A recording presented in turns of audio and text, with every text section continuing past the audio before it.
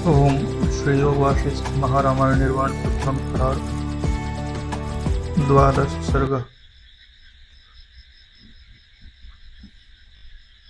अहम भाव केवल भ्रम है एवं जगत का भी भ्रम केवल चित्त का विवर्त है।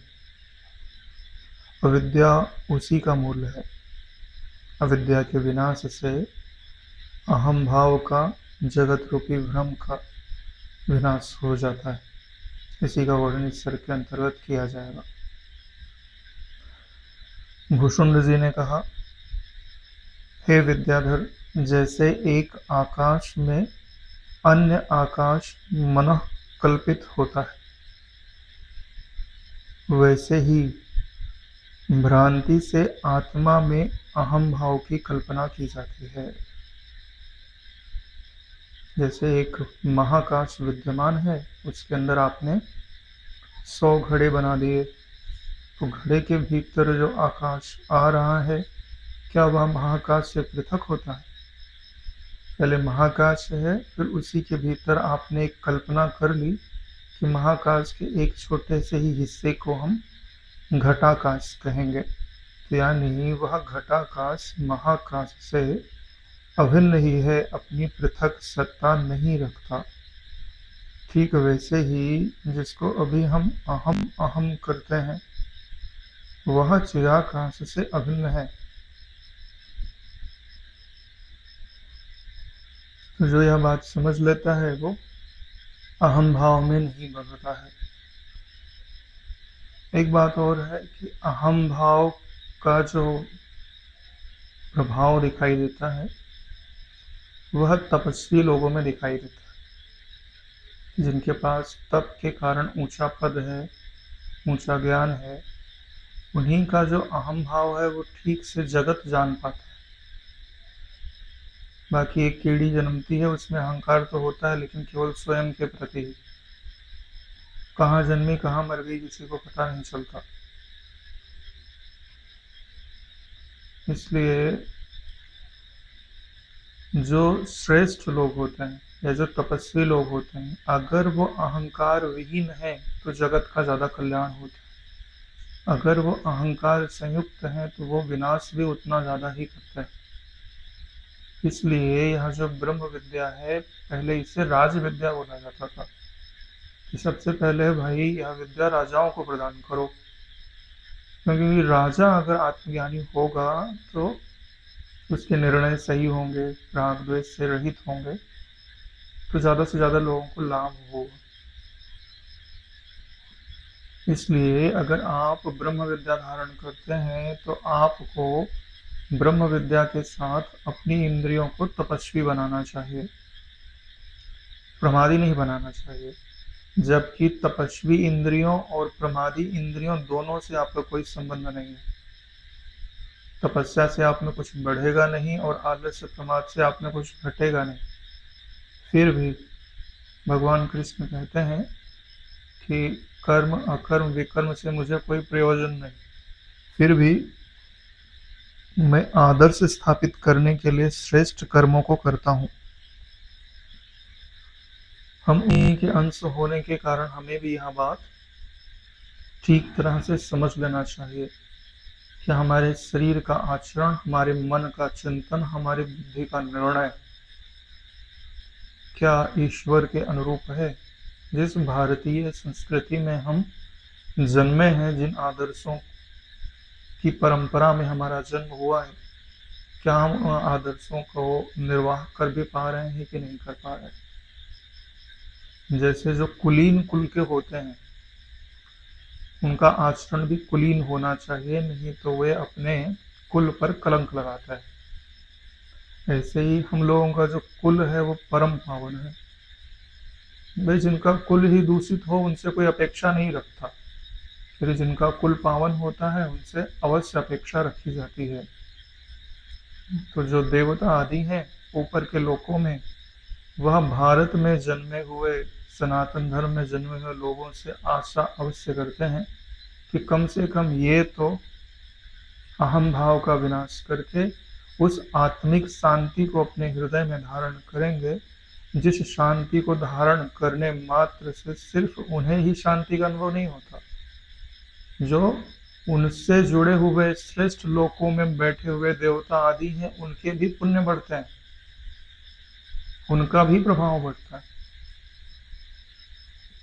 भाई मनुष्य तो देवताओं को पुष्ट करता है और देवता लोग मनुष्य को पुष्ट करते हैं। यही तो भारतीय संस्कृति का सिद्धांत है।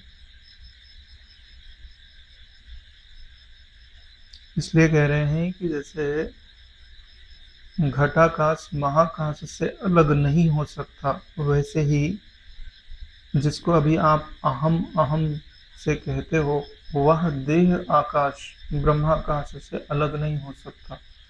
यानी जो आप अभी देह में अहमता की भावना करते हो, वह अविचारवश करते हो, क्योंकि आपकी देह क्या पंचभूतों से पृथक अपना अस्तित्व रख सकती है? नहीं रख सकती। यानी पंचभूतों से अलग इस देह को आप निकाल नहीं सकते। जैसे बूंद से आप पानी को नहीं निकाल सकते। तो आपको अगर अभिमान करना ही है तो संपूर्ण जल का करिए, या तो कोई अभिमान मत करिए। ठीक ऐसे ही अगर अभिमान करना है तो पूरे ब्रह्म आकाश का करिए, या तो कुछ भी अभिमान मत करिए।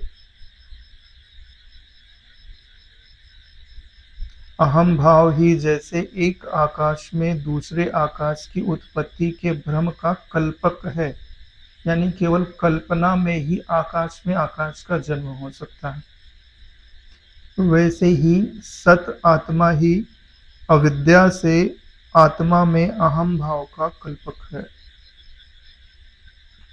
ठीक वैसे ही सत आत्मा में अहंकार का होना संभव नहीं है।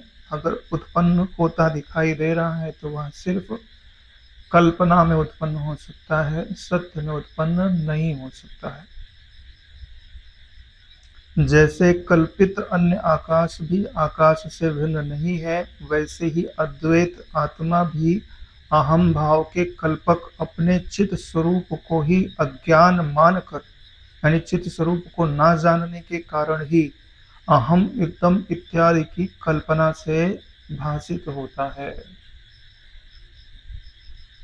यानी जो आकाश को नहीं जानता वही ये घटाकाश है, ये मठाकाश है, ये अच्छा आकाश है, ये बुरा आकाश है, ऐसा कहता है।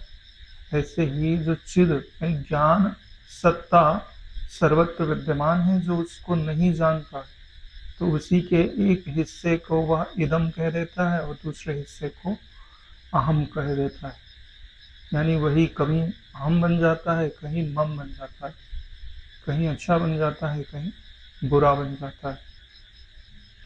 और ये अच्छे और बुरे की जो भावना है वह चित्त को ग्रहण और त्याग में प्रवीण करती है, प्रवृत्त करती है।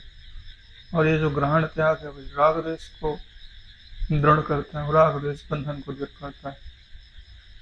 क्योंकि आप में ये जो मानस वृत्तियां हैं वो उपजती क्यों रहती हैं? क्योंकि उनका काम है कि सुख को लाओ और दुख को हटाओ। ये उनके अंदर डाला गया है कि आप दुख में नहीं रह सकते। जब तक उसे पूर्ण सुख नहीं प्राप्त होगा तब तक सुख को पकड़ना और दुख को छोड़ने में वो लगा ही रहेगा। आपके मन में जितनी भी वृत्तियां बनती हैं उनका यही कारण है कि वो सुख को पकड़ना चाहती हैं और दुख को भगाना चाहती हैं। और ऐसा हो क्यों रहा है? क्योंकि उन्हें सुख उपलब्ध नहीं है, या वो ऐसा कहें कि उन्हें वास्तव उपलब्ध नहीं है। काल्पनिक सुख उपलब्ध होने पर भी इच्छाओं का अभाव नहीं होता। जैसे किसी को सुंदर मकान की इच्छा हो, 10 साल से सपना देखा हो कि ये हवेली मेरी होनी चाहिए, और जिस दिन उसके नाम पे लिख गई तो क्या उस दिन इच्छाएं खत्म हो जाएंगी? अरे नहीं खत्म होगी नारायण, एक के बदले 10 इच्छाएं और आएंगी। इसका मतलब है कि बाहर के पदार्थों की जो इच्छाएं हैं वह सुख के लिए होती तो हैं, लेकिन वह सुख प्राप्त नहीं होता। अगर होता तो इच्छा वही मिट जानी चाहिए थी। अतः समस्त प्रपंच अज्ञान के अतिरिक्त कुछ भी नहीं है। जो पांचों इंद्रियों से जो जगत हमें भास रहा है वह अज्ञान के अतिरिक्त कुछ भी नहीं। कहीं कहते हैं कि ब्रह्म के सिवाय कुछ नहीं और कहीं कहते हैं अज्ञान के सिवाय कुछ नहीं। तो जब कहा जाता है कि अज्ञान के सिवाय कुछ नहीं है तब उसके नाम और रूप पर दृष्टि है, और जब कहा जाता है कि ब्रह्म के सिवाय कुछ नहीं है तब नाम और रूप के अधिष्ठान पर दृष्टि है।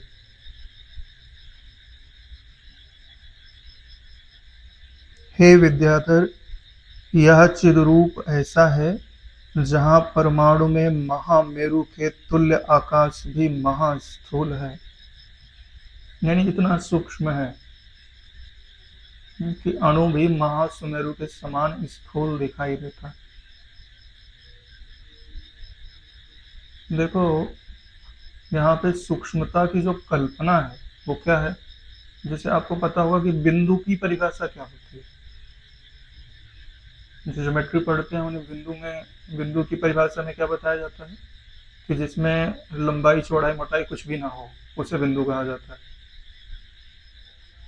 कुछ भी ना हो, लेकिन अभी आप साधारण आंख से देख रहे हैं तो कुछ नहीं दिखाई दे रहा है ना। माइक्रोस्कोप लगा कर देखो तो उसमें लंबाई चौड़ाई भी आ जाएगी, कुछ ना कुछ डायमीटर तो आ जाएगा। लेकिन तुम कितना ही बड़ा टेलीस्कोप लगाओ, माइक्रोस्कोप लगाओ, उसमें लंबाई और चौड़ाई कभी भी ना उपजे। यानी जितना ज्यादा तुम उसको सूक्ष्म करते जाओ वो उतना ही ज्यादा फिर से सूक्ष्म होता जाए। तो जितनी तुम्हारी दृष्टि सूक्ष्म होती जाएगी ना उतना ही ज्यादा वो भी सूक्ष्म होते जाएगा। तो इस दृष्टि से ब्रह्म को कहा जाता है कि जिसके अंदर कोई डायामीटर ना हो, इतना सूक्ष्म है। यानी अब तुम्हारे ऊपर डिपेंड करता है कि तुम किस यंत्र से देखते हो। किसी भी यंत्र से देखो उसमें लंबाई चौड़ाई कभी भी आएगी नहीं, देश की सीमा में नहीं आएगा।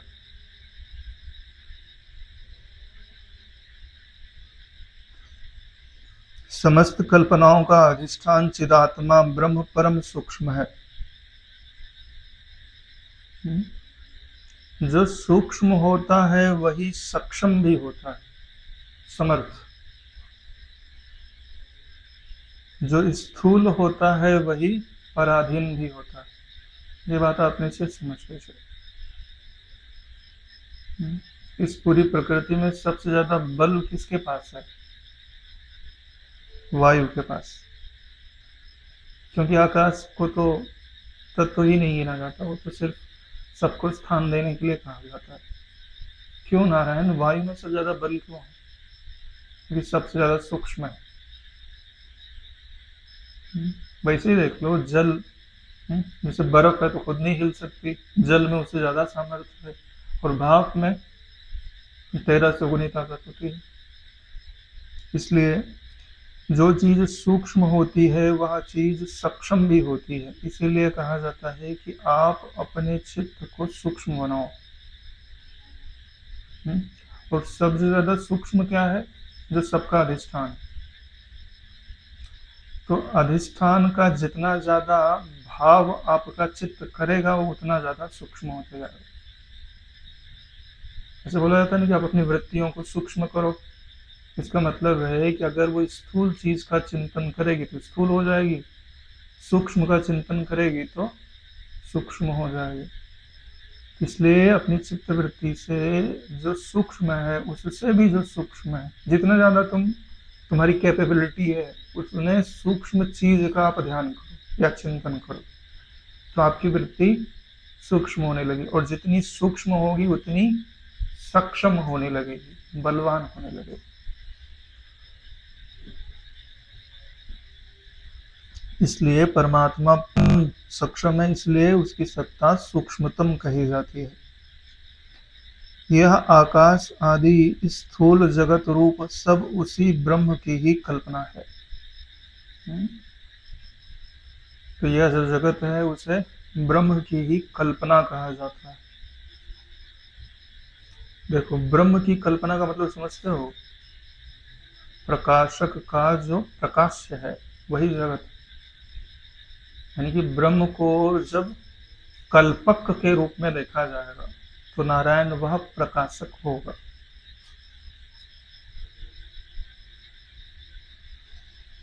अज्ञान रूपी अनादि विवर्त आकाश से भी महासूक्ष्म आत्मचित से महान स्थूल है।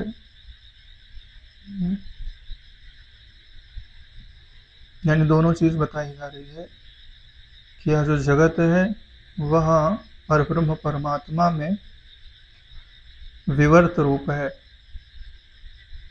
यानी है तो ब्रह्म, भाषित होता है नाम रूप की दृष्टि से, नाम रूप के अनुभव की दृष्टि से भाषित होता है।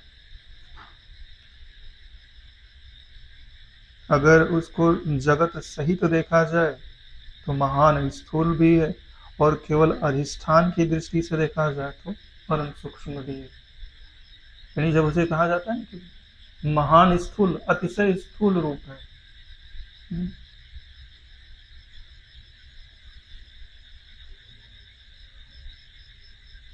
तो जो स्थूलता की दृष्टि है वो किससे कहा जाता है? हाँ, कि जब उसको जगत सहित बोला जाएगा तो उसे अतिशय स्थूल बोला जाएगा, और उसे जब जगत रहित बोला जाएगा तो अतिशय सूक्ष्म कहा जाएगा।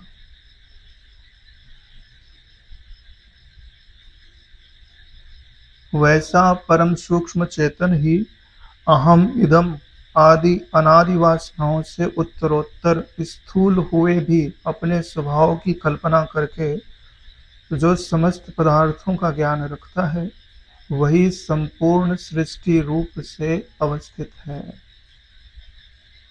यानी जो चेतन है वह परम सूक्ष्म है, उसमें जो अहम इदम इत्यादि वासनाएं हैं, जो जो वासनाओं को धारण करते जाता है त्यों त्यों वो स्थूल होते जाता है,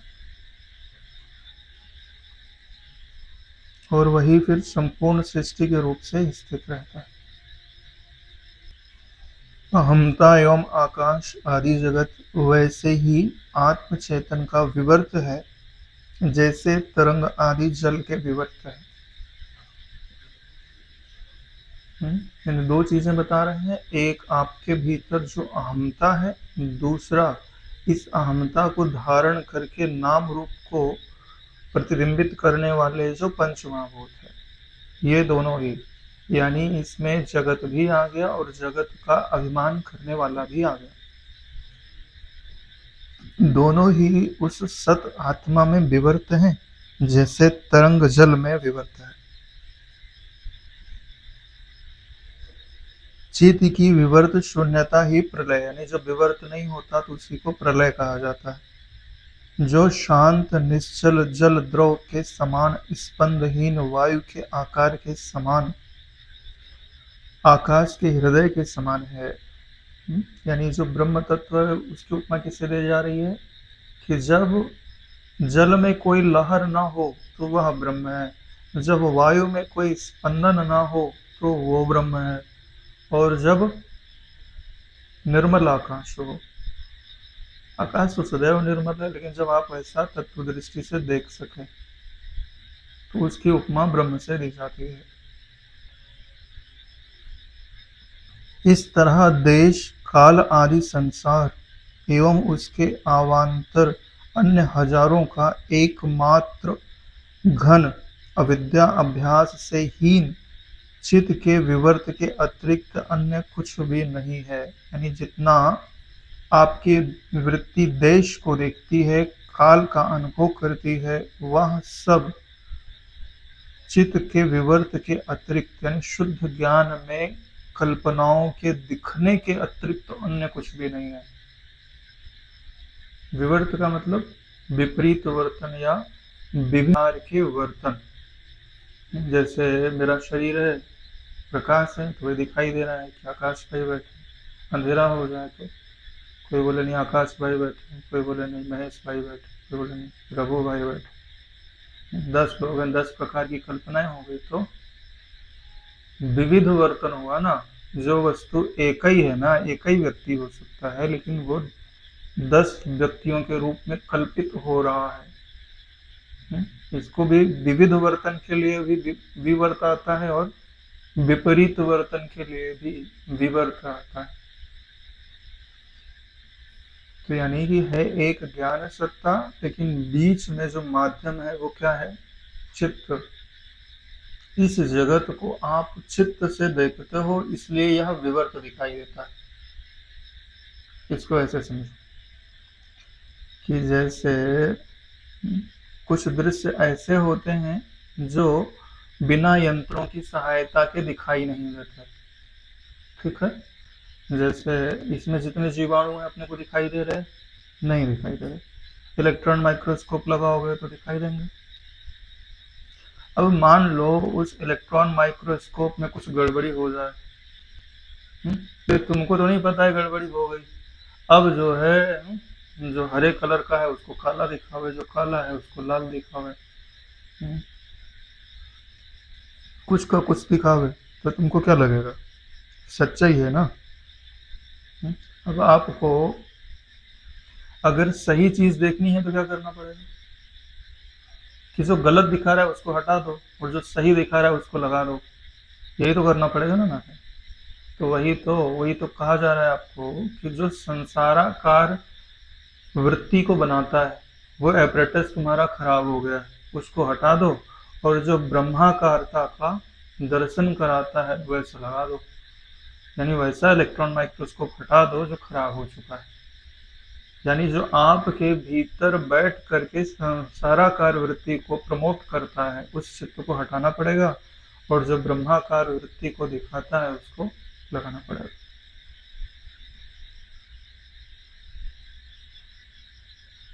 इस तरह देश काल आदि संसार का जो विवर्त है वो चित्त में ही प्रतिभासित होता है।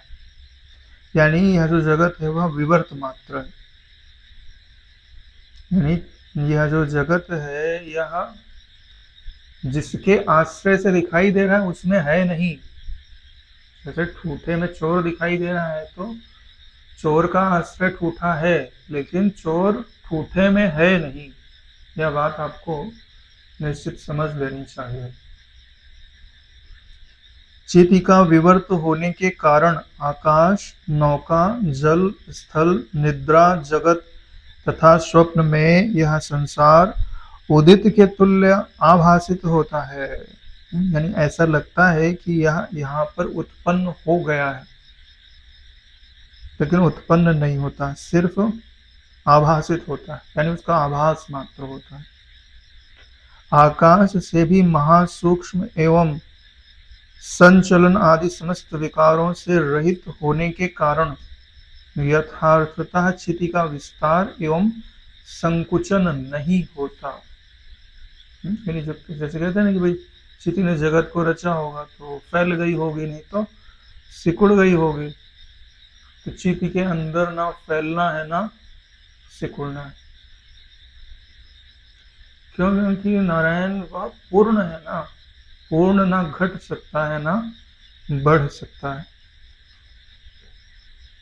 इसी कारण संसार की उत्पत्ति एवं विनाश अज्ञान सिद्ध है। यानी अज्ञान के कारण ही हमें ऐसा लगता है कि जगत उत्पन्न हुआ है और नष्ट हो जाएगा।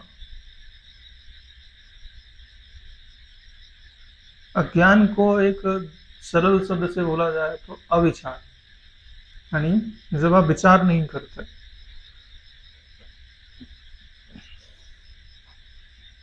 ज्ञान रूपी आत्मा विषय जन्य सुख दुख आदि का ना तो अनुभव करता है, ना ही उसमें यह एवं मैं आदि का व्यवहार ही करता है।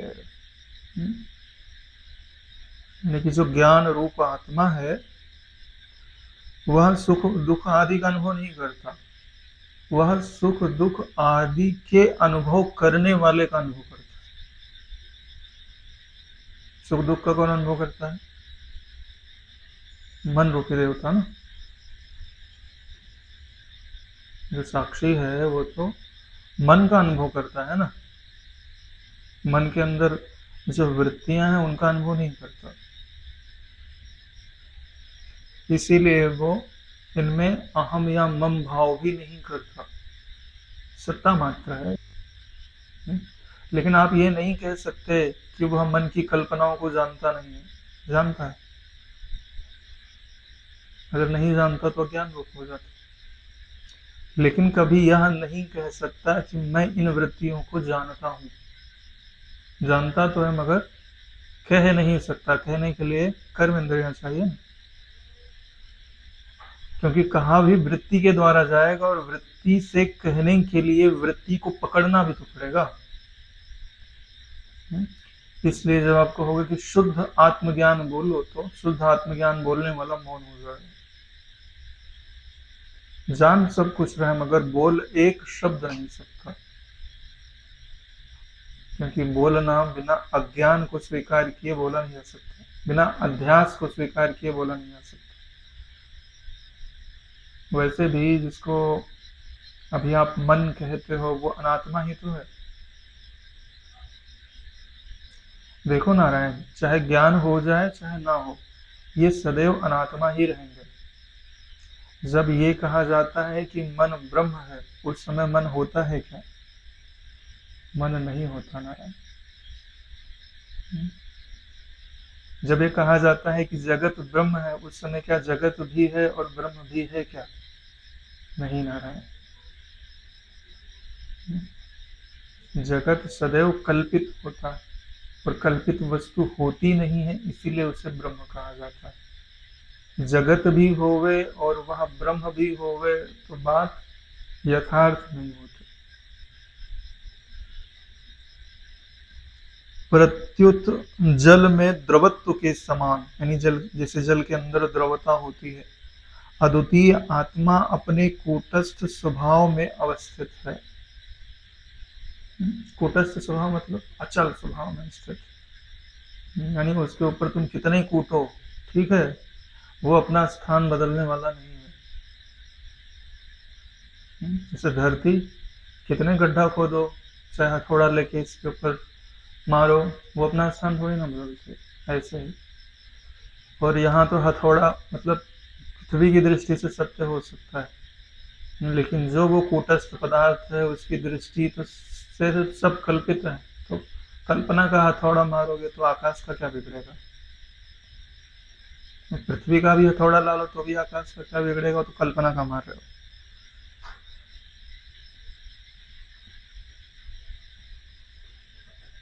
संकल्प शून्य आत्मा लज्जा, हर्ष, भय, चिंता, स्मृति, कीर्ति, इच्छा आदि मनोवृत्तियों को वैसे नहीं देखता जैसे अंधकार में सांप के पदचिन्ह नहीं दिखाई देते। क्या उदाहरण लिया? सांप के पांव होते हैं क्या? अगर मान लो पांव भी होते तो भी अंधेरे में तो नहीं दिखाई देते। एक तो है नहीं और दूसरे अंधेरा है। यानी बिल्कुल ही संभावना नहीं। ऐसे ही ये जितनी भी वृत्तियां हैं ना, चाहे अच्छी वृत्तियां कही जाए चाहे बुरी वृत्तियां कही जाए, चाहे सुख देने वाली हो चाहे दुख देने वाली हो, अगर आप ठीक से ब्रह्म में स्थित हो गए तो इन वृत्तियों का अत्यंता भाव हो जाता है। इसलिए क्या कहा जा रहा है? इन मनोवृत्तियों को वैसे नहीं देखता। कैसे नहीं देखता? जैसे सांप के पैर दिखाई नहीं देते। क्यों दिखाई नहीं देते? क्योंकि वो है नहीं। और दूसरे क्यों दिखाई नहीं देते? क्योंकि अंधेरा है। दो चीजें ठीक समझ लो, और दोनों चीजें इसमें काम आती हैं। एक तो जगत है नहीं, यह आपकी वृत्ति में दृढ़ होना चाहिए। दूसरा, पांचों इंद्रियों के द्वार बंद होने चाहिए। दोनों चीजें हैं, दोनों में से एक को हटा दोगे तो काम नहीं बनेगा। एक तो यह जगत कैसे है? सांप के पांव की तरह नहीं है, तो यह भाव दृढ़ करो। दूसरा, अंधेरा कर दो। क्या पता कोई नकली पांव लगा दे सांप को और दिखाई देने लगे, तो दोनों संभावना ही खत्म कर दो। एक तो जगत के मिथ्यात्व का दृढ़ निश्चय, और दूसरे जगत के अत्यंता भाव का भी दृढ़ निश्चय। यानी ऐसी अपने चित्त की स्थिति बनाओ, अंतःकरण की स्थिति बनाओ कि कुछ समय के लिए यह जगत न बाहर फुरे न भीतर फुरे। इसलिए पहले के जो आश्रम आदि होते थे वो एकांत स्थानों पर बनाए जाते थे, जहाँ नाम रूप का ज्यादा प्रभाव ना पड़ता हो, वातावरण शांत हो, प्रकृति से जुड़ा हुआ हो। अभी तो बहुत क्षोभ है इस आकाश में, जिस आकाश में जब आप ध्यान करते हो तो आप आकाश में ही स्थित होते हो। तो आकाश के अंदर अभी आपको भले उनका विकास ना होने के कारण उनका अनुभव नहीं होता, लेकिन ये जितना भी आपका चिंतन है वो सब आकाश में जाके स्थित रहता है। तो आप ध्यान करते हो तो ध्यान में उन्नति क्यों नहीं हो रही? क्योंकि आकाश तत्व दूषित हो रहा है। जहां आकाश तत्व स्वच्छ है वहां बैठते ही ध्यान रख सकता है। और यह ब्रह्म मुहूर्त में थोड़ा स्वच्छ हो जाता है, क्योंकि उस समय इसको गंदा करने वाले ज्यादातर लोग सोए रहते हैं। इसलिए तो कलयुग के अंतर जो है रात्रिकालीन साधनाएं ज्यादा सफल हैं, क्योंकि उस समय लोग सो जाते हैं। दिन के समय तो भाई संसार में आत्मचिंतन करने वाले लोग तो उंगलियों पे गिने जा सकते हैं। बाकी सब केवल अपनी इच्छाओं की पूर्ति में ही लगे, और उनकी इच्छाएं भी मानवीय इच्छाएं नहीं है, राक्षसी इच्छा। दूसरे का चाहे कुछ भी हो जाए उससे हमको लेना देना नहीं है, हमारी इच्छा पूरी होनी चाहिए।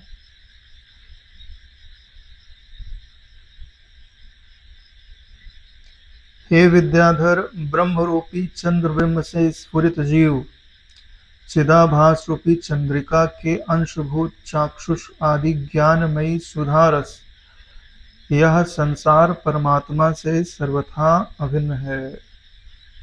यानी जीव और ब्रह्म की एकता कही जा रही है, जैसे चंद्रमा और उसके अंदर जो ज्ञान, उसकी चांदनी है, दोनों एक रूप है ना।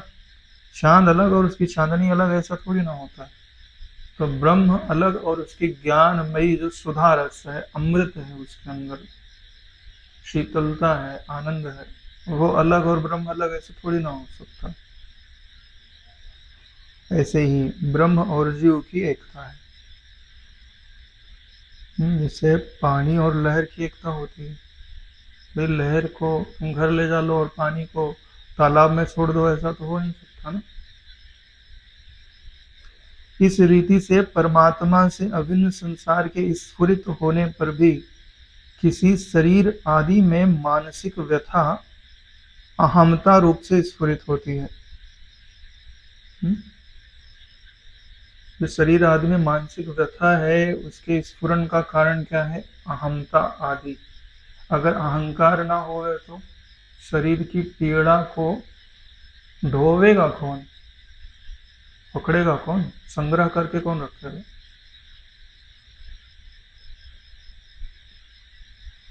जबकि शरीर और शरीर की पीड़ाएं वो वास्तविक ज्ञान तत्व से अभिन्न है।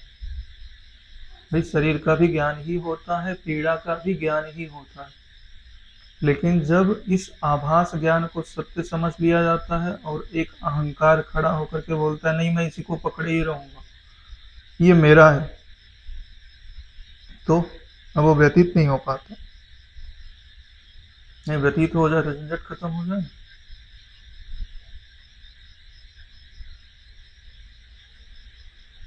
यह सब कल्पित भ्रांत चित्त आत्मा में वैसे ही है जैसे जल में आवर्तनी, जैसे जल में लहरें होती हैं। आत्मा के साक्षात्कार मात्र से यह सृष्टि रूपी नदी चिरकाल के लिए वैसे ही क्षीण हो जाती है जैसे मरुभूमि के साक्षात्कार से मृग तृष्णा की नदी क्षीण हो जाती है। यानी जैसे ही आपको स्वरूप का बोध प्राप्त होगा वैसे ही जगत का अत्यंत भाव हो जाएगा। अगर इसकी ऐसी झलक नहीं लगती तो ऐसी तो दृढ़ भाव करो कि जगत का प्रलय हो गया, केवल मैं हूं, शरीर इंद्रियां सब ले लो तुम, मैं मना नहीं करता, लेकिन अकेले हो जाओ। क्या चलो तुम्हारे पास हाथ भी है, नाक भी है, कान भी है, लेकिन शरीर, संसार के सब लोग, पूरा ब्रह्मांड, ऊपर के लोग भी नहीं, केवल तुम हो। इस स्थिति में खड़े हो रहो थोड़ी देर, देखो क्या अनुभव में आता है। लेकिन नारायण, जब इस स्थिति की कल्पना करोगे तो आंख खोल के तो बैठोगे नहीं। आंख खोलोगे तो हटेगा कैसे? आंख बंद ही रहेगी ना। तो जब आंख बंद रहेगी तो तुम्हारा भी शरीर तो नहीं दिखाई देगा। यानी कि दूसरे के शरीर के साथ तुम्हारा शरीर भी जाएगा। चित्त में एहसास तो होता है। तो जब कुछ नहीं है तो कुछ नहीं का अधिष्ठान तो होगा। अरे भाई, कुछ नहीं कहाँ प्रतीत हो रहा है, उसको अनुभव करने का प्रयास कि केवल मैं हूं। मान लो प्रलय हो गया, तुम बचे हुए हो, और प्रलय तो होता ही होता है नारायण, इसमें कोई संशय नहीं है। तो जो बचता है वो क्या है, कुछ फील करो वहां पे, चाहे जैसे फील करो। वो अब हम परिभाषा नहीं बताएंगे, तुम करो। मगर जब वहां पे जाओगे, कुछ करोगे तो जरूर पूछोगे कि वहां क्या होता है, क्या अनुभव होता है। वहां सो मत जाकर, जगो, देखो इस अभाव का अधिष्ठान क्या है। आनंद रूप है कि दुख रूप है, शांत रूप है कि अशांत रूप है, ज्ञान रूप है कि अज्ञान रूप है, मुझसे अलग है कि मुझसे अभिन्न है, सत है कि असत है। असत तो हो नहीं सकता, क्योंकि बदलेगा तो है नहीं। भाव बदल सकता है, अभाव नहीं बदल सकता। इन प्रश्नों का उत्तर आपको अनुसंधान के द्वारा ही प्राप्त करना है। तो आज नहीं तो कल आपको अपने आप से मुलाकात हो ही जाएगी, अगर आप ऐसा करते हैं तो। इसी को ज्ञान में ध्यान बोलते हैं। अगर ऐसा नहीं करते हैं तो फिर तो वृत्तियां परेशान करती रहेंगी आपको। जब ब्रह्म के बारे में कहा जाता है ना, यही तो कहा जाता है, जगत के अत्यंता भाव से उपलक्षित जो ब्रह्म तत्व है, ऐसे तो वर्ड आते हैं। अत्यंता भाव तो करो। अरे भाई, आईना भी है और तुम भी हो, और बीच में पर्दा लगा के रखा है, बोले चेहरा दिखाई नहीं देता। कैसे दिखाई देगा? पर्दा हटाना पड़ेगा ना। तो पर्दा क्या है? तुम्हारे और आईने के बीच में क्या पर्दा है? मानस कल्पनाएं, चाहे वो बाह्यात्मक हो चाहे अभ्यंतरात्मक हो। जैसे हम आंख बंद कर ले तो हमको लगता है बाहर ये लोग बैठे हैं, है? तो आपकी जो वृत्ति है कैसी बन रही है? बाह्यात्मक, यानी कि अपने ही भीतर कल्पना कर ले रही है कि इतनी दूर में मैं हूं, इतनी दूर लोग बाहर बैठे हुए हैं। जब यह कल्पना ना हो, बाहर कोई नहीं है, और फिर भी कुछ दृश्य फुरे, बोले ये तो मेरे भीतर ही फुर रहा है, तो अभ्यंतरात्मक है। दोनों को छोड़ दो, फिर क्या बचेगा? वृत्ति तो रहेगी। ऐसा तो नहीं वृत्ति चली गई, वृत्ति है। क्योंकि अगर वृत्ति चली गई ना तो पता ही नहीं चलेगा, कुछ नहीं है। मतलब कुछ नहीं को बोलने वाला भी नहीं रहेगा। वृत्ति को नहीं खोना है, वृत्ति को खो दिया तो अज्ञान बचा रह जाएगा। वृत्ति को खाली कर दो, मगर वृत्ति को रखो, पहचानो उसके भीतर। दर्पण तो चाहिए अपना चेहरा देखने के लिए। पर्दा हटा दिया और दर्पण भी हटा दिया तो क्या दिखेगा? चेहरे पे जो मैल लगी है, धूल लगी है, वो वैसे का वैसा ही रहेगी। तुम शेर हो लेकिन सियारों के बीच में जन्मे हो, तो अपने आप को पहचान थोड़ी ना पाओगे, सियारा ही मानोगे अपने को। जो भी आप आसन करते हो, जो भी प्राणायाम करते हो, जो भी जप करते हो, जो भी ध्यान करते हो, इसी के लिए करते हो कि आपके अंदर जगत के अत्यंता भाव करने की सामर्थ्य आ जाए। और जिनके प्राण हृदय केंद्र से ऊपर नहीं चलते, वो जगत का अत्यंता भाव नहीं कर सकते। सो सकते हैं, अत्यंता भाव नहीं कर सकते। उनमें वृत्ति इतनी स्थूल होती है कि वो जाके सो जाएगी। वृत्ति जगी हुई हो और जगत ना हो, ऐसी स्थिति नहीं आती। इसके लिए तो सतोगुण चाहिए होता है। सतोगुण मतलब क्या? प्रकाश। प्रकाश मतलब ज्ञान। भाई मैं जगा रहूं और जगत ना हो।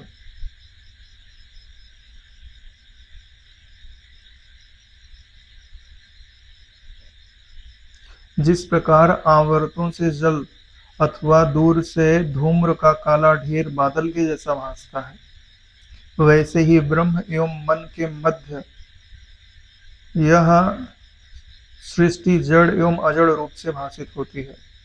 देखो यही बात अभी हम लोग कर रहे हैं और यही बात इस श्लोक के अंतर्गत आ गई। क्या कह रहे हैं? ब्रह्म एवं मन के मध्य। मन क्या है? दर्पण। ब्रह्म क्या है? तुम। और तुम्हारे बीच में क्या आ गया? जड़ और अजड़ रूप या चेतन जड़ात्मक जो यह जगत है, वही तो पर्दा है। विचार करके देखोगे तो पर्दा हटाओ, पहले ठीक से देखो, फिर पता चलेगा कि पर्दा था ही नहीं। फिर न दर्पण का प्रयोजन रह जाएगा, न पर्दे का प्रयोजन रह जाएगा। तुम ही तुम रहोगे, खेल खत्म हो जाएगा। आरी से लकड़ी चीरने पर जैसे आवर्त आदि भाषित होते हैं, वैसे ही यह सृष्टि भी जड़ एवं अजड़ रूप से देश काल रहित परमात्मा में भासती है। यहाँ पे जो देश काल रहित है, ये परमात्मा का विशेषण है, सृष्टि का विशेषण नहीं है। आरी से चीरते हैं ना लकड़ी को, तो आरी के कटने के कारण उसमें लहर लहर भासती है, तो वो लहर जो है वो लकड़ी से अभिन्न नहीं होगी ना। ठीक है, ऐसे ही यह जो जगत है और जो ब्रह्म है, दोनों एक रूपी ही है। जबकि जो ब्रह्म है वो देश काल से रहित है और जगत जो है वो देश काल युक्त दिखाई देता है। असत होने से अपने स्वरूप से अत्यंत कोमल और अधिष्ठान सत्ता द्वारा पाषाण से भी कठोर यह जगत रूपी कदली खंभ यानी केले का खंभ एवं स्फटिक शिला में प्रतिबिंबित कदली स्तंभ से तनिक भी भिन्न दिखाई नहीं देता। यानी दो प्रकार का उदाहरण एक साथ दिया जा रहा है। यानी कि यह जो जगत है, नाम रूप की दृष्टि से देखोगे तो अत्यंत कोमल, जैसे केले का थड़ होता है, मतलब हटाओगे तो कुछ नहीं मिलेगा। तो नाम रूप की दृष्टि से जगत ऐसा ही है कि उसके भीतर कुछ भी प्राप्त नहीं होता। मगर अधिष्ठान की दृष्टि से कैसा है? जैसा स्फटिक मणि में प्रतिबिंब दिखाई देता। अब स्फटिक मणि को छील सकते हो?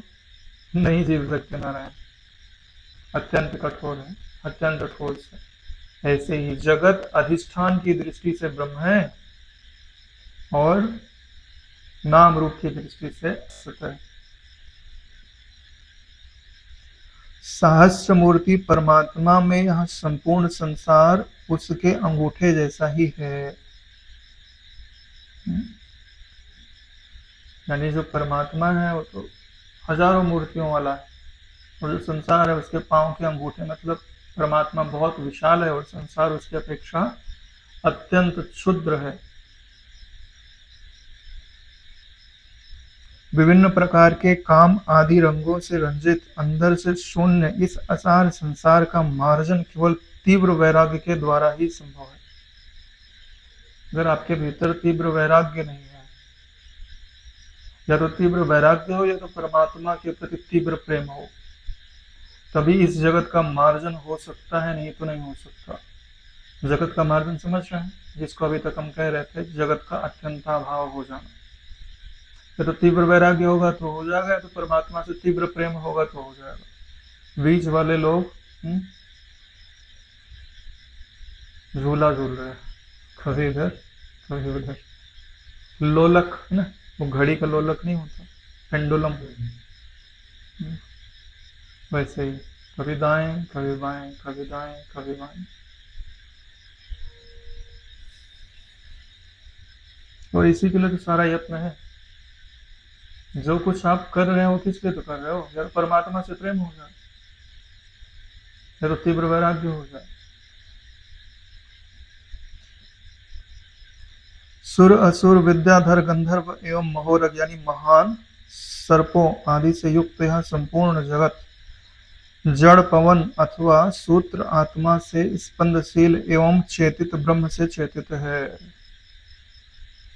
यानी समूह संपूर्ण प्राणियों से युक्त यह जो जगत है, जो सूत्र आत्मा है, ब्रह्मा जी को सूत्रात्मा कहा जाता है या अव्यकृत भी कहा जाता है। उनका स्पंदन है, उनके चित्त का स्पंदन ही तो यह जगत कहा जाता है। और यह ब्रह्म में चेतित है। चेतित यानी चेतना को प्राप्त हो रहा है, किसमें? ब्रह्म के अंदर। विकल्प से स्फुरित यह सुंदर संसार महाराज के चित्र के समान आत्मचिंतन अथवा उपमर्द से विनष्ट होता है। यानी यह जो संसार है कैसा है, बोले विकल्प से स्फुरित है, यानी विपरीत कल्पना करोगे तब यह अस्तित्व में आता है, चित्र के समान है। और नष्ट कैसे होता है? आत्मचिंतन करो। आत्मचिंतन के द्वारा उपमर्द यानी उपमर्दन करने पर। मर्दन मतलब क्या होता है? किसी को पकड़ा और रगड़ दिया, ऐसे फूल लिया और हाथ में पकड़ के उसका रस निकाल दिया, मर्दन कर दिया। उपमर्दन क्यों कहा जा रहा है? क्योंकि सही में हो गए तो मर्दन करे, जब सही में नहीं है तो उसका उपमर्दन किया जाता है। नहीं, मर्दन जैसा किया जा रहा है, मर्दन नहीं किया जा रहा।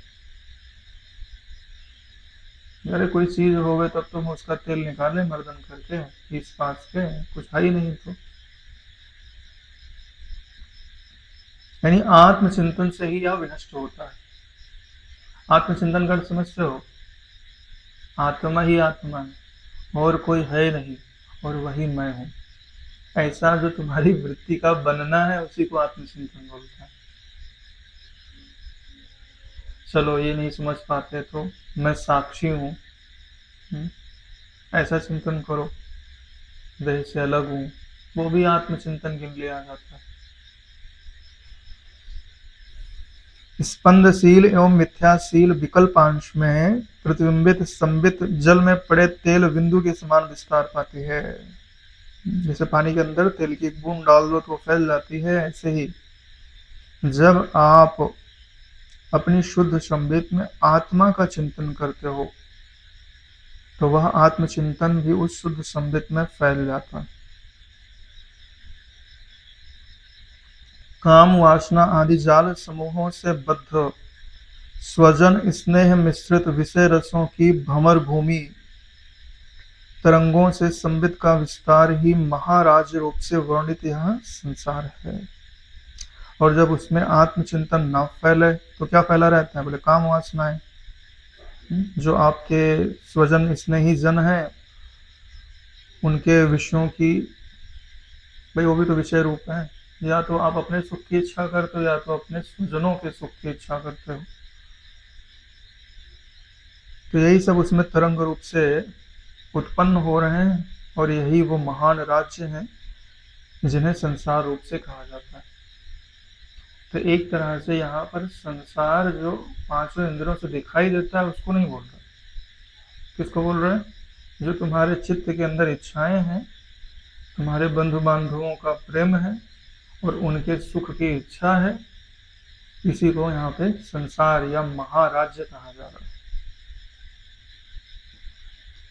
यही आदि चिति अहम भाव आदि विकल्पों से बहिर्मुखी होकर जीव भाव ग्रहण करके भी परमात्मा से सर्वथा वैसे ही अभिन्न है जैसे जल से द्रवत्व भिन्न है। यानी इतना अलगाव होने पर भी वह परमात्मा से अलग नहीं हो सकते। यानी परमात्मा तो कहाँ एक सत्तावान है और कहाँ ये चिति है अहम भाव विकल्पों से बहिर्मुखी होकर जीव भाव को ग्रहण कर लिया है। छोड़ दो जैसे ग्रहण किया है, भाई सीधी बात है, बंधो जीव मरकट के नहीं। हालांकि वहां जीव शब्द नहीं है, वहां बंधो कीर मरकट की नहीं, कीर वर्ड लिखा हुआ है। कीर मतलब सुग्गा, तोते को नहीं पकड़ते हैं, जिस पे बैठा रहता है उसको घुमा देता है। पक्षियों का स्वभाव होता है क्या कि जब भी उड़ेंगे तब अपना पंजा बंद कर लेंगे, पंजा बंद किए बगैर वो उड़ते नहीं है, ये उनका नियम है, और यही नियम उनको फंसा दिया। ठीक, जैसे कोई पत्थर मारेगा तो उड़ जाएंगे, वहां तक तो ठीक है, लेकिन उसको घुमा दिया गया तो अब गिरने के डर से उन्होंने पहले बांध लिया, अब बांध लिया, अब उड़ने की कोशिश कर रहे तो अब उड़ नहीं सकते ना, क्योंकि खुद ही पकड़ लिया। अगर घुमाया नहीं जाए तो अब फटाक से उड़ जाएंगे, क्योंकि पंख मारे और पंजा बंद कर लिया, यानी पंख पहले मार रहे हैं, पंजा बाद में बंद कर रहे हैं। लेकिन यहाँ घुमाने के कारण अब मैं नीचे गिर ना जाऊं, इसके लिए उन्होंने पंजे से पकड़ लिया उसको। अब खुद ही पकड़ा है और खुद ही छोड़ नहीं रहा। माया ने भी ऐसे किया हमारे साथ, पता है, ऐसी परिस्थितियों में डाल दिया कि हमको लग रहा है कि हम इनको नहीं पकड़ेंगे तो हमारा सब कुछ नष्ट हो जाएगा। हम पैसे को नहीं पकड़ेंगे, जमीन को नहीं पकड़ेंगे, परिवार को नहीं पकड़ेंगे तो हमारा क्या होगा।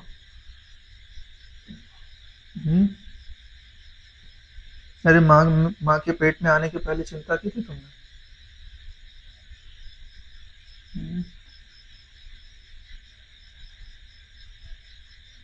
कभी कभी मोर घूमते रहते हैं तो उसको देखता हूँ तो मेरे को बड़ा वो लगता है, अरे ये लोग एक दाना स्टोर नहीं करते, जिस दिन खूब बारिश हो शायद उस दिन भोजन भी नहीं मिलता होगा, पेड़ पे घोंसला भी नहीं है, फिर भी परमात्मा पूरा जीवन जिलाता है। कोई डॉक्टर भी नहीं है कि भाई बुखार हो गया तो इंजेक्शन लगा दे, फिर भी उनका जीवन जितना रहता है उतना वो लोग जी लेते हैं।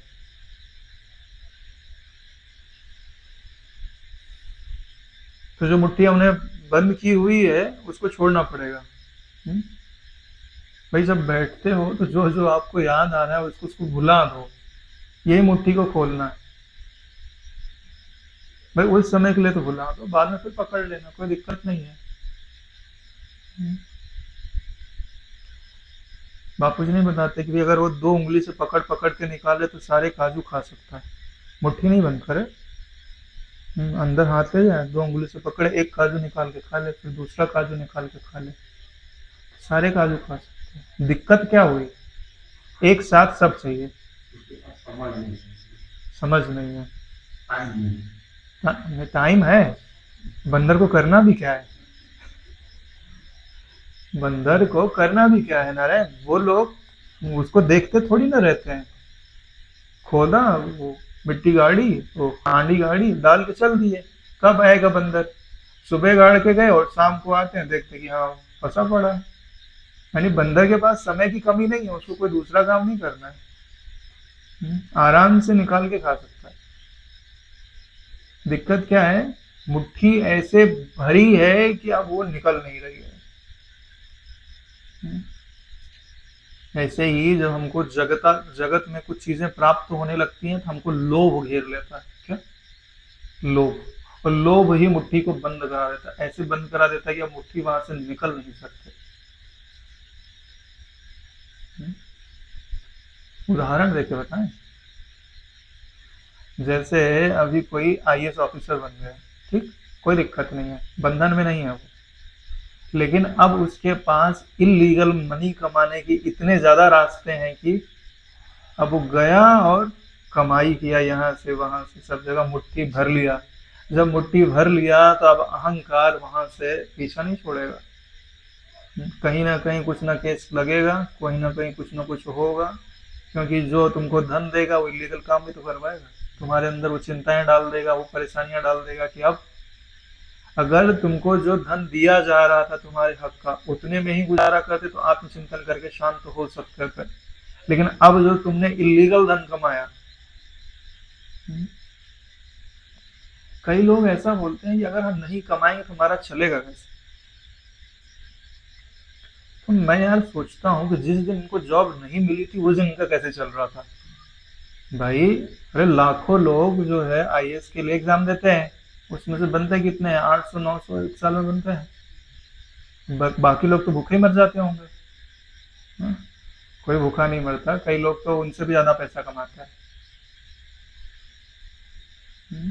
तो वो उस दिन को याद नहीं कर रहे जिस दिन उनके पास नौकरी नहीं थी। अभी तो 70-80 हज़ार रुपए पेमेंट मिल रही है तो वो बोले कम लग रहा है। यही मानसिकता का खेल है। इसलिए अपने यहाँ एक विधान है कि जितना मिलता है उतने में संतोष करना चाहिए, क्योंकि अगर आप संतोष नहीं करोगे तो आपका पेट कभी नहीं भरेगा, चाहे आपके पास 1000 करोड़ ही क्यों ना हो।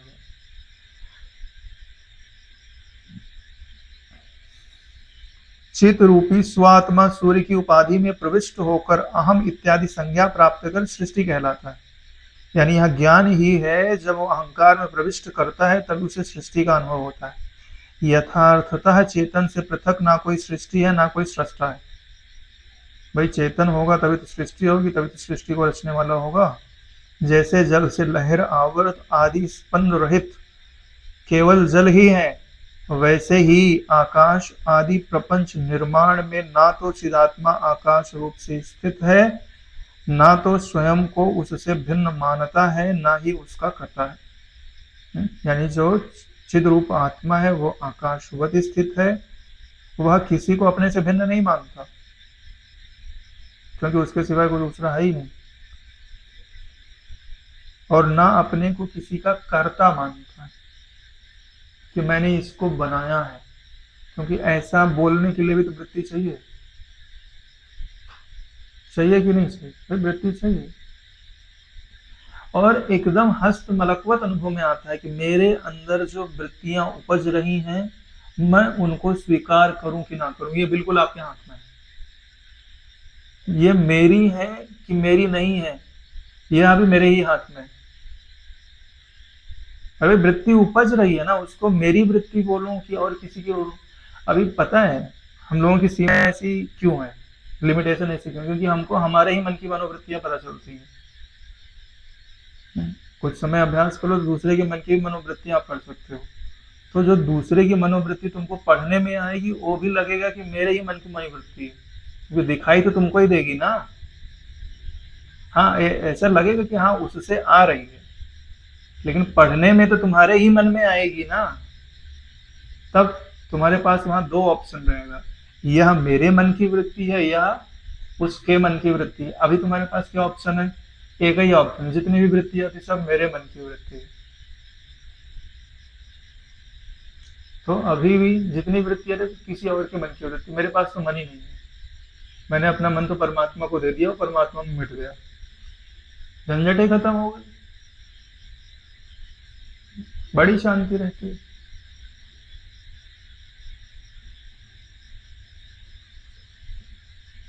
सृष्टि रूप होने के कारण देश काल आदि की रचना पूर्वक ही चिदात्मा के आकाश आदि विकल्प ज्ञान का यहाँ वर्णन किया गया है। अतः जल द्रव के साम्य का दृष्टांत यहाँ विषम नहीं है, यानी एक जैसा ही है। हे विद्याधर, अहम भाव मन बुद्धि आदि समस्त विकल्प ज्ञान केवल अविद्या ही है, ऐसा समझो, जिसका विनाश आत्मज्ञान रूपी पुरुष प्रयत्न से शीघ्र हो जाता है। यानी जितने भी मन बुद्धि चित्त अहंकार आदि की विकल्पात्मक कल्पनाएं हैं, आत्मज्ञान को धारण करोगे तो शीघ्र ही नष्ट हो जाएंगे, और वो आपको धारण करना आता है। अविद्या का आधा भाग दान मान एवं प्रमाण आदि से संतुष्ट तत्वज्ञों से वार्तालाप करने एवं शास्त्रों के चिंतन से, और शेष आधा भाग आत्म साक्षात्कार से नष्ट होता है। क्या बात है? अविद्या का जो आधा भाग है वो जो तत्वज्ञ लोग हैं उनसे आप वार्तालाप करते हैं, शास्त्रों का चिंतन करते हैं, और जो दान मान आदि का कार्य करते हैं, दान मान यानी कि जो आप जब ध्यान आदि करते हैं उन्हीं को समझ लीजिए। इससे आधा भाग इनसे नष्ट हो जाता है, और आधा भाग तब नष्ट होता है जब आपको तत्वबोध होता है, आत्म साक्षात्कार से नष्ट होता है। इसी को आप समझ लीजिए कि अश्वपादक आवरण और अभानापादक आवरण। आधा भाग अश्वपादक हो गया, आधा भाग अभानापादक हो गया। देहहारी में अहम भाव, स्त्री पुत्र आदि में सत्य बुद्धि से ममता विक्षेप एवं आवरण शक्ति स्वरूप इन 6 भागों में विभाजित अविद्या का उत्तरोत्तर दशा में पहुंचने पर उसका नाश होने से उसी काल में क्रम से जो भी शेष रहता है वह नाम एवं रूप से शून्य सन्मात्र ही परम पुरुषार्थ है।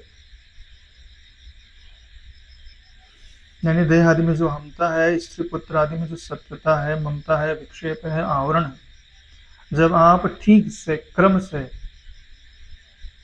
श्रवण मनन निधिध्यासन करते हैं तो धीरे धीरे क्षीण होते जाता है और अंत में केवल एक आत्म तत्व ही शेष रहता है, वही परम पुरुषार्थ रूप है। श्री राम ने कहा, हे प्रभु, अविद्या का आधा भाग विद्वानों से सत्संग करके और आधा भाग आत्म साक्षात से किस तरह नष्ट होता है, कृपा पूर्वक यह मुझसे कहें। हे मुनेनाथ, समकाल तथा क्रमशः के कथन का तात्पर्य क्या है तथा नामार्थ शून्य सत में शेष रहता है। यहाँ मयट प्रत्यय से असदंश के साथ जो सत असत का कथन किया गया है उसमें असद अंश क्या है उसे भी कहिए। तो वशिष्ठ जी ने उत्तर दिया कि हे राम जी, भव सागर पार करने के इच्छुक पुरुष को आत्मज्ञ विद्वान एवं अन्य मुमुक्षु के संग अपने विवेक से यह चिंतन करना चाहिए कि यह जगत, इसका परिणाम, इसका मूल एवं सार क्या है और इसे पार करने का साधन क्या है। देखो यहाँ पे क्या बात बताई जा रही है कि जो भवसागर पार करने का इच्छुक है उसे किन किन लोगों के साथ बैठ के चिंतन करना चाहिए। एक तो जो आत्मज्ञ है, तत्वज्ञ है, यानी गुरुजन है। दूसरा ऐसे शास्त्रों को जो अच्छी तरह जानते हैं, विद्वान है। या दूसरे जो मुमुक्षु हैं, जैसे हम लोग बैठे हैं, यानी एक दूसरे को ज्ञान को पुष्ट करे। संग से अपने विवेक से यह चिंतन करना चाहिए कि इस जगत का परिणाम क्या है, यानी ये जो जगत हमको दिखाई दिया है एट लास्ट में हमें क्या देता है, इसका मूल क्या है, ये उत्पन्न कहाँ से होता है और इसका सार क्या है, और अंत में अगर इसको निचोड़ा जाए तो इससे क्या निकलेगा और इसके पार करने का साधन क्या है। ये आपको बताया जा रहा है कि आपको किन चीजों का चिंतन करना चाहिए। उसे प्रयत्न सहित विरक्त मत, यानी अपने में श्रेष्ठता का जो भाव होता है उसे मात्सर्य भाव कहते हैं। आत्मज्ञ सज्जन पुरुष को ढूंढ कर उनका आराधन करे, यानी ऐसे पुरुष को ढूंढो और उनकी आराधना करो। हे प्रभु प्रसन्न हो, हमें आत्मज्ञान प्रदान करो। मतलब हम लोग वशिष्ठ जी के पास, गुरु जी के पास आए हुए स्थूल रूप में ना सही, अपने सत्संग के रूप में, सत्शास्त्रों के रूप में तो वो विद्यमान ही। हे तत्वज्ञ राम जी, साधु समागम से सभी भूमिकाओं में ज्येष्ठ एवं साधन चतुष्टय की संपदा से श्रेष्ठ शुभेच्छा संज्ञक पहली भूमिका के उदय से तुम अविद्या के आधा भाग को नष्ट हुआ ही जानो। यानी आप में साधन चतुष्टय आ गया और शुभेच्छा नाम की पहली भूमिका आ गई तो भी अविद्या का आधा भाग नष्ट हो गया। अरे भैया, मुमुक्षा होना कोई साधारण बात है कि मुझे परमात्मा चाहिए, उसके सिवाय कुछ नहीं चाहिए, और साधन चतुष्टय आ गया उसके साथ, फिर कहना ही क्या है। दूसरी भूमिका तो विचारणा है, तीसरी तनुमानसा है, चौथी सत्वात करती।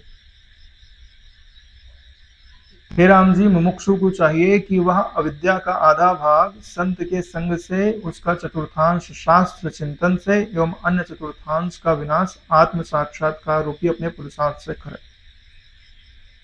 यानी एक दूसरी कैटेगरी बताई इन्होंने, 50% हिस्सा गुरुजनों के साथ में बैठ करके उनके सत्संग का श्रवण करे, श्रवण के अनुसार वैसा निश्चय करे, फिर उसे सत्शास्त्रों के द्वारा पुष्ट करे। फिर आधा भाग जो है, यानी 75% हो गया। जो 25% वो किसके द्वारा दूर होता है? निधिध्यासन के द्वारा। जो लास्ट लिखा ना, आत्म साक्षात्कार रूपी अपने पुरुषार्थ से करे। तो या लास्ट वाला जो 25% है वो निधिध्यासन के लिए है। देखो ये 3 हिस्से किए हैं, तो पहला हिस्सा श्रवण का, दूसरा हिस्सा मनन का, तीसरा हिस्सा निधिध्यासन का। श्रवण में गुरुजनों की मुख्यता है, मनन में जैसे हम लोग बैठे हैं मुमुक्षु लोगों की मुख्यता है, वहाँ बैठे कोई प्रश्न करे, कोई उत्तर दे, शास्त्रों आदि का चिंतन करे। और तीसरे में एकांत, जहाँ तुम बैठो और आत्माकार वृत्ति का ऐसा प्रभाव बनाओ कि जगत का विलोप हो जावे और तुम बचे रहो। केवल मोक्ष की प्रचंड अभिलाषा ही जीव को वैराग्य पूर्वक भोग साधनों से विरक्त कर देती है। भोग साधनों की विनष्टता से अविद्या का चौथा अंश अपने आप ही नष्ट हो जाता है। संत समागम, शास्त्र विचार एवं स्वप्रयत्न, इन सब का मिलन होने से एक ही समय में तथा एक एक का मिलन होने पर क्रमशः अविद्या रूपी मल नष्ट होता है। यानी ऐसा भी हो सकता है कि एक साथ नष्ट हो जाए और ऐसा भी हो सकता है कि पृथक पृथक अविद्या का मल नष्ट हो। अविद्या के नष्ट होने पर जो कुछ शेष रहता है वह परमार्थ भूत सत एवं असत कहलाता है। सत एवं असत कहलाता है, यानी जो बचता है वो सत है और जो मिट गया सो असत कहलाता है। यानी ऐसा भी हो सकता है कि तत्वज्ञान एक झटके में हो जाए, ये भी हो सकता है, और क्रमशः हो, ये भी हो सकता है।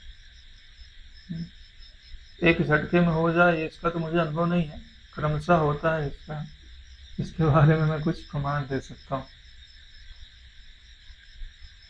हे राम जी, यह शेष रहने वाली आत्मवस्तु सर्व विकार रहित है। विकार रहित है मतलब उसके अंदर कोई परिवर्तन होने की बिल्कुल गुंजाइश नहीं। जीव एवं संसार रूप तो संकल्प का स्फुरण मात्र केवल असत है। यानी जिसे आप जीव कहते हो या संसार कहते हो, या आत्म तत्व में स्फुरण मात्र, आभास मात्र। स्फुरण मात्र मतलब आभास मात्र। ऐसा जानकर तुम प्रमाण प्रमेय प्रमाता मोहादि से हीन यानी रहित निर्वाण रूप से विचरण करते हुए शोक रहित होकर स्थित रहो। यानी जब तुम्हारा ऐसा निश्चय हो गया तो अब तुम्हें प्रमाता प्रमाण प्रमेय आदि का मोह नहीं होना चाहिए। निर्वाण रूप अपने आप को पहचान लो, शोक रहित होकर के उसमें स्थित हो जाओ।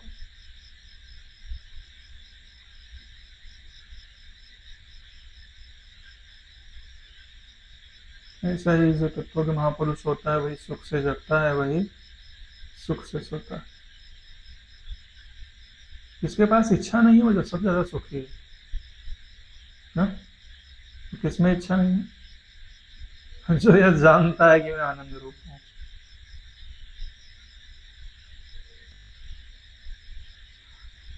जो यह जानता है कि मैं आनंद रूप हूं और आनंद की भावना करने में सफल है,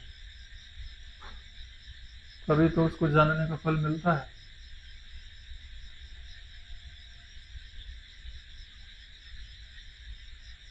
कुछ समय ऐसा होना चाहिए आपके पास जिस टाइम में तुमको कुछ ना करना हो, उसी समय में तुम ब्रह्म हो सकते हो। एक्चुअल वाले सब छोड़ दो,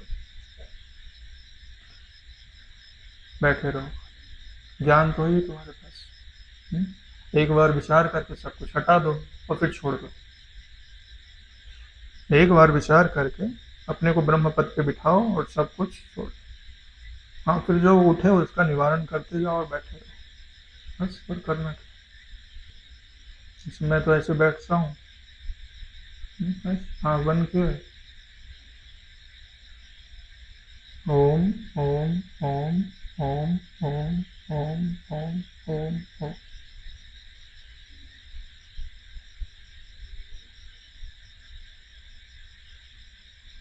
शून्य आकाश में शरीर दिखाई देते हैं, आकाश में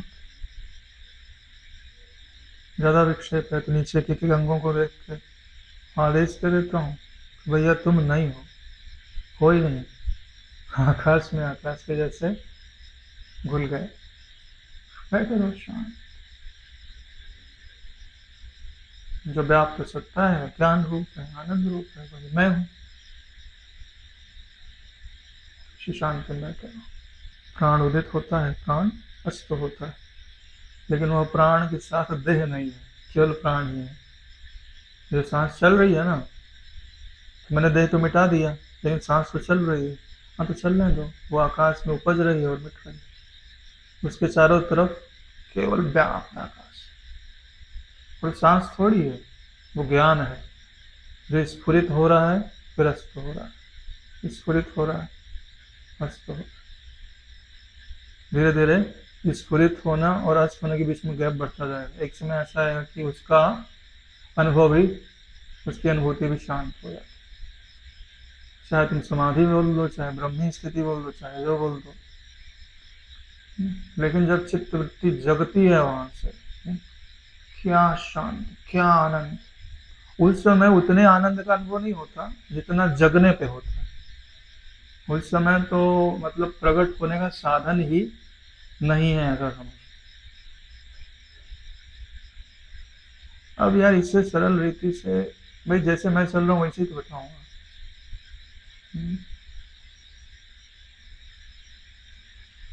हालांकि कोई ऐसे बताता नहीं, मैंने बहुत सारे लोगों से बात करके देखा है किस चिंतन का प्रयोग करके वो आत्मस्थ होते हैं।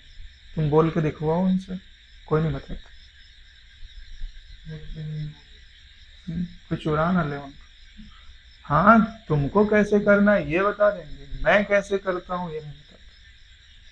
हालांकि ये रहस्यमय विद्या होती है, बताना नहीं चाहिए होता है। हम्म, लेकिन छुपावे तो वो जिनको फॉलोअर बनाना हो, भाई कहीं जान ना ले, अपने को क्या लेना देना। अगर आपको कुछ लाभ होता है तो बता देते हैं।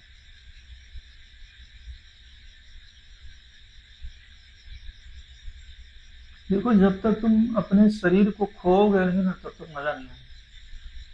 और किस में खोना है, तो चिदाकाश तत्व।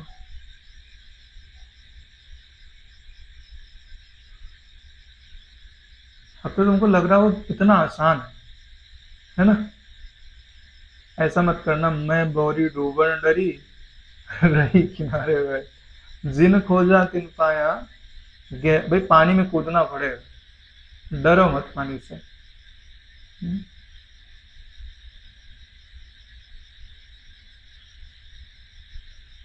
यह जो तुम्हारा अस्तित्व है ना, जिसको तुम देह बोलते हो, इसको चिदाकाश तत्व में मिट जाने दो, मिट जाने दो, मिट जाने दो। हित नहीं होगा नारायण, है ना? फिर उसकी जो मर्जी।